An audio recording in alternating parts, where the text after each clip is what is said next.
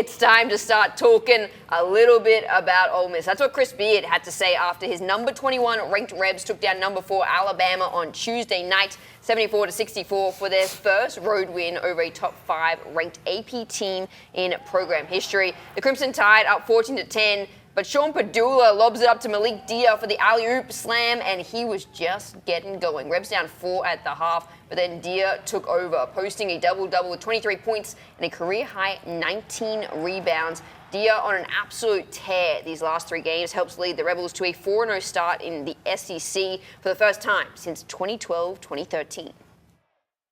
Proud of our players for a lot of reasons. Top of the list, I do believe Alabama is one of the best teams in the country.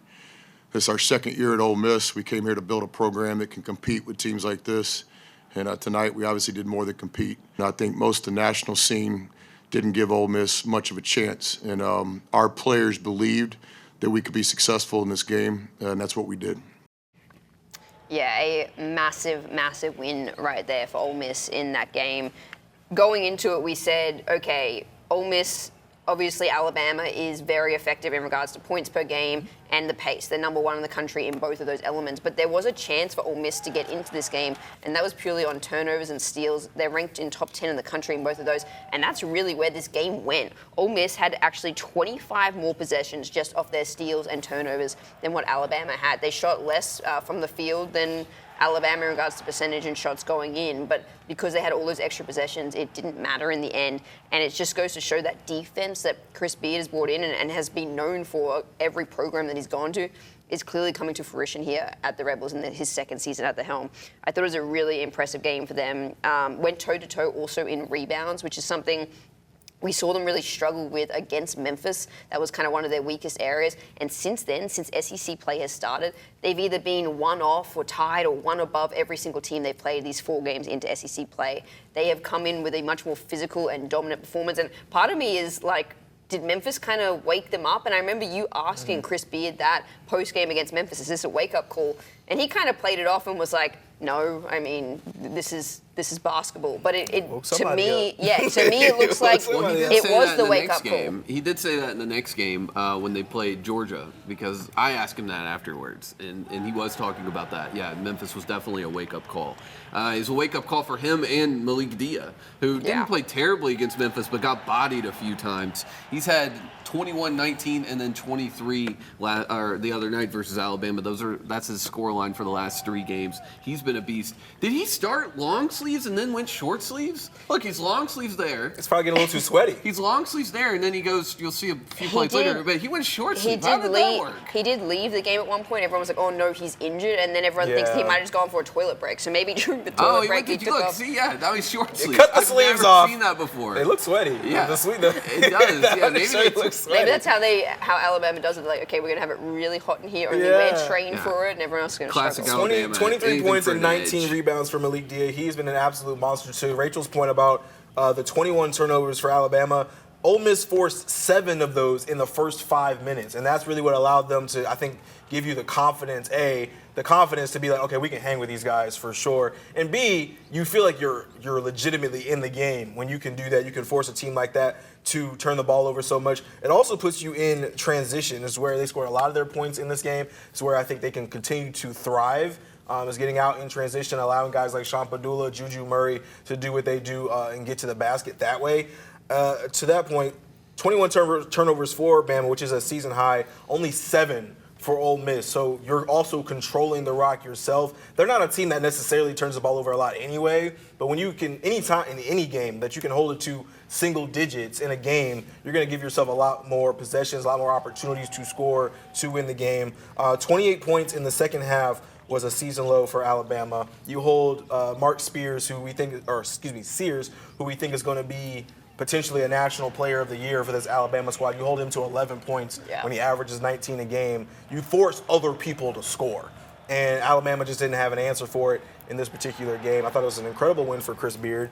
And they're going to have to – that was their first road win over a top-5 team in the program's entire history. They were 0-34 before that. So, yeah, that is a program-defining win for Coach Beard, who was literally figuring out – or not even figuring out, but this team is figuring out Coach Beer's style and really adapting it, and I think this is exactly what they brought Coach Beer in to do. Yeah. It's a historic win, but you talk to Coach after the game, and he's like, "Yes, it's a great win. I'm happy. Obviously, we want this win. We want it on our roster of this is what we've done this season." But he's like, "We didn't come in here to get a big win in January. We came in here to go get 6 wins in March and go deep into that tournament and put everyone on display right there." So yes, it's cool that they did this, and I'm sure they all celebrated it how it should have been celebrated and acknowledged what an impressive win it was and what it's done for the program moving forward. But it's by no means what they want to achieve, and now they turn their attention to Mississippi State, which is another really big matchup. Those two teams, get this,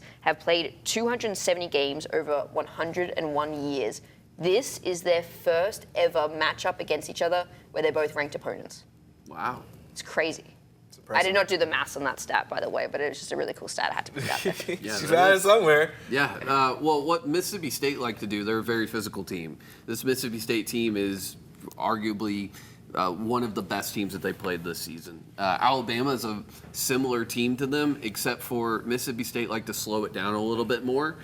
They like to get going on the transition, but in half-court offense, we saw it against Memphis. They like to slow the game down a little bit. And it's something that Ole Miss did to Alabama, which is one of the reasons why Sears couldn't get the points that he wanted, is because they were not allowing him to get any space, and they weren't allowing him to get the ball. And so that's why you saw the shot clock get down to 6 or 4 a lot in that Alabama game. I don't know how much that is going to transition into this Mississippi State game because of the way that they like to play.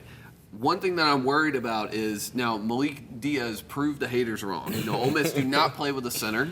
Malik Diaz is kind of that positionless player that they like to play with Jamin Brakefield kind of filling in the space that maybe a power forward normally would do.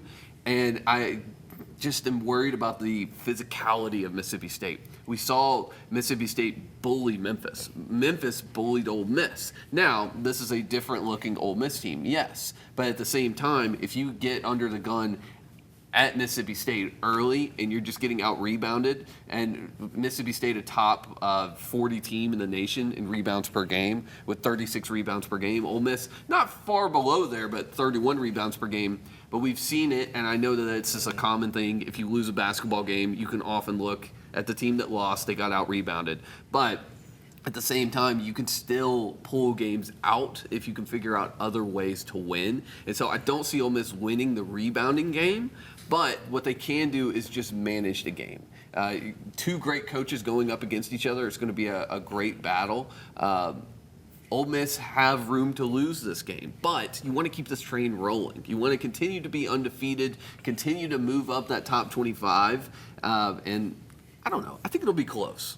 It's such an emotional hangover and balance to how do you handle this massive win and then go into a rivalry game, which is more than just another SEC game in the schedule. Let's be honest. This means a lot more to both those teams. Obviously, they want to keep things rolling and get another win in SEC play, but it means something to be playing their rival.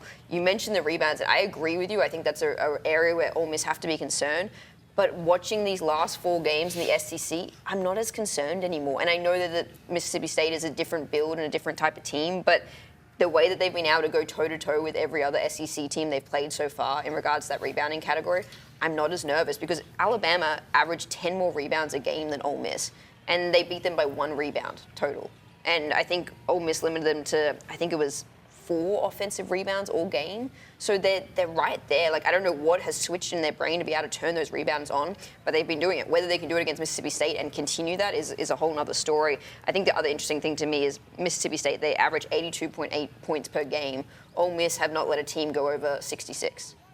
It's just their defense is so Alabama, good. A little close to it. Yeah, it was close to Alabama. Their defense is just so good. And so it's impressive to see if that can just continue on and what team's going to be able to disrupt that. I think you junk up the game. I really think the Alabama game is a preview of what this Mississippi State game could be if Ole Miss is going to win the game. You have to be able to junk up.